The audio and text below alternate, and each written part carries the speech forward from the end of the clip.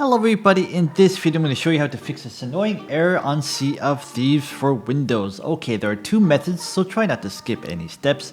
The first thing you want to do is go to search, type in cmd for command prompt, right click on this and say run as administrator. It's going to ask for your permission to do so.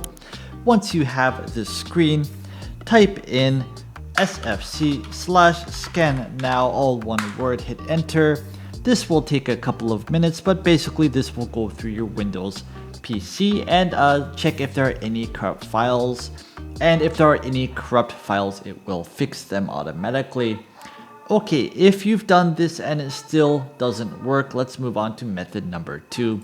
So method number 2, I'll put a URL in the video description below, but it's gonna bring you to this page. And you're going to see the download link here. So basically what this is, it's a Visual C++ DLL runtime. It will fix any installation errors you have for this, which are the reason for you getting this error in the first place.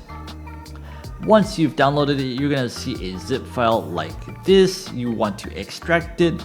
And then once you've extracted it, it's going to look something like this. On the very top file, you're going to see a file called install_all.bat. You want to double click on this and this will go through and install all of these one by one, and that is exactly what you want, and that will fix the error. If that helped you, leave the video a like and please subscribe. I really appreciate it. See you in the next video.